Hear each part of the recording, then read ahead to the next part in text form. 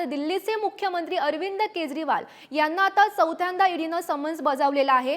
कथित मद्य घोटाळ्यात केजरीवाल यांना चौथ्यांदा समन्स बजावण्यात आलेला आहे।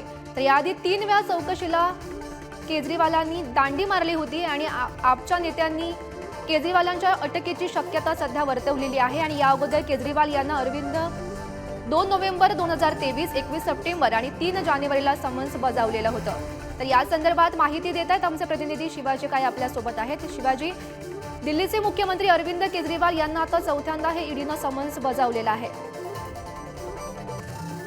तर आताची ही महत्त्वाची आणि मोठी बातमी आपण सध्या पाहतोय। तर दिल्लीचे मुख्यमंत्री अरविंद केजरीवाल यांना चौथ्यांदा ईडीनं समन्स बजावलेलं आहे। तर कथित मद्य घोटाळ्यात केजरीवाल यांना चौथ्यांदा हे समन्स बजावण्यात आलेलं आहे। तर याआधी 3 वेळा चौकशीला केजरीवालांनी दांडी सुद्धा मारलेली होती आणि आमच्या नेत्यांनी आता केजरीवालांच्या अटकेची शक्यता वर्तवलेली आहे। तर या अगोदर केजरीवाल यांना 2 नोव्हेंबर 2023, 21 सप्टेंबर आणि 3 जानेवारीला समन्स बजावण्यात आलेलं होतं। तर आता पुन्हा एकदा चौथ्यांदा त्यांना हे समन्स बजावण्यात आलेलं आहे आणि आपच्या नेत्यांनी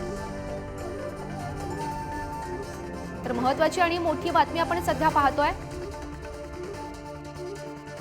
दिल्लीचे मुख्यमंत्री अरविंद केजरीवाल यांना चौथ्यांदा ईडीनं समन्स बजावलेलं आहे। कथित मद्य घोटाळ्यात केजरीवाल यांना हे चौथ्यांदा समन्स बजावण्यात आलेलं आहे। तर याआधी 3 वेळा त्यांना हे समन्स बजावण्यात आले होतं आणि चौकशीला हजर राहण्याचे आदेश देण्यात आले होते, मात्र त्यांनी या चौकशीला दांडी सुद्धा मारलेली होती।